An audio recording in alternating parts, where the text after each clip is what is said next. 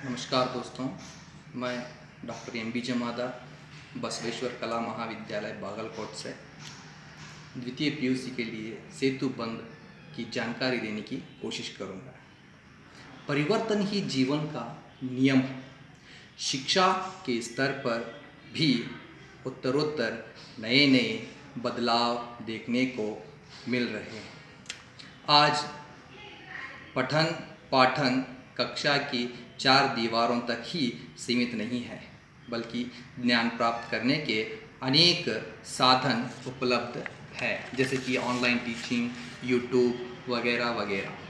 तो मैं हिंदी की भाषा का शिक्षक होने के नाते भाषा का महत्व पीयूसी विभाग में कैसे महत्व देता है उसकी जानकारी बताने की कोशिश करूँगा। भाषा और साहित्य का अविनाभाव संबंध है, इसलिए भाषा और साहित्य को समान रूप से महत्व दिया गया है ताकि छात्र भाषा और साहित्य को समान रूप से महत्व पाकर उसका अधिकार प्राप्त करने की कोशिश करें। उसी तरह से प्रथम पीयूसी के पाठ्यक्रम के अंतर्गत 3 भाग आते हैं, जैसे कि गद्य भाग, पद्य भाग, अपठित भाग। तो गद्य भाग के अंतर्गत हमने कई विधाओं के बारे में अध्ययन किया है, जैसे कि कहानी, जीवनी, निबंध, रेखा चित्र, एकांकी आदि की जानकारी छात्रों को हासिल हुई है। इसके साथ ही साथ सामाजिक, सांस्कृतिक, मनोवैज्ञानिक एवं बौद्धिक स्तर को बढ़ाने वाले पाठों को संग्रहित किया गया है।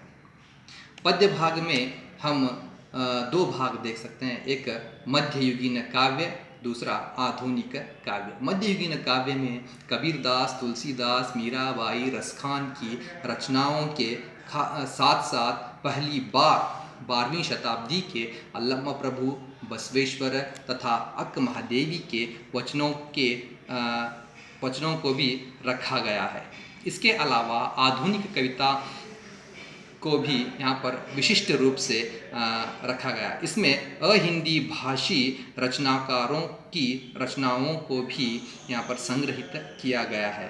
अपठित भाग के अंतर्गत वर्तमान साहित्य परिदृश्य में कहानियों के अंतर्गत नई विधा और नए कहानीकारों की कथाओं को भी यथोचित स्थान दिया गया है। इसके अलावा अभ्यास चतुर्थ सोपान में व्याकरण तथा रचना भाग के अंतर्गत पाठ्यक्रम में सम्मिलित विषयों पर अभ्यास कार्य दिया गया है।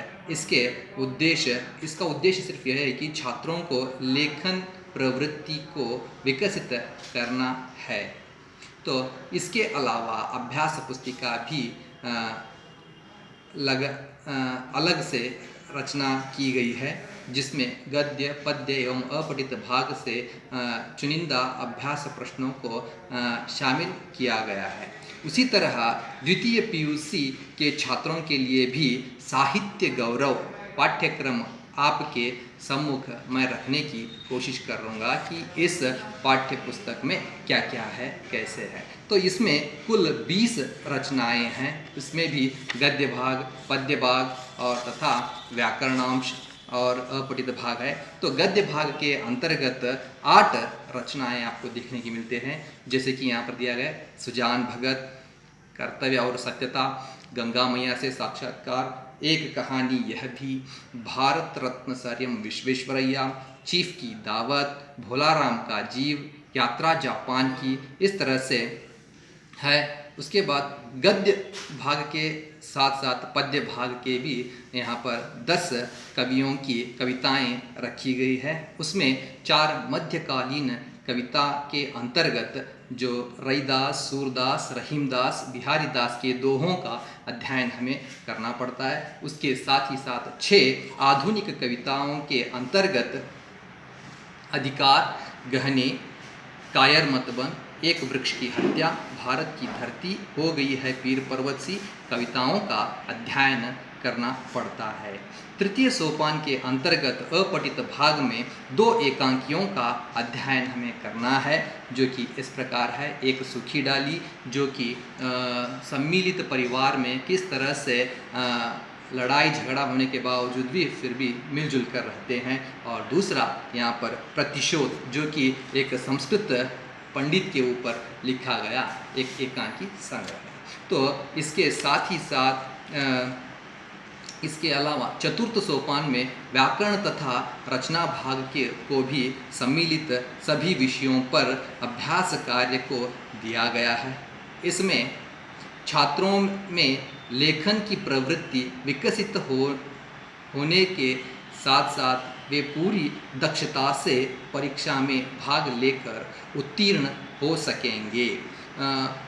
पाठ्य पुस्तिका के साथ साथ अभ्यास पुस्तिका को भी अलग से रचना की गई है, जिसमें गद्य, पद्य एवं अपठित भाग से चुनिंदा अभ्यास प्रश्नों को सम्मिलित किया गया है।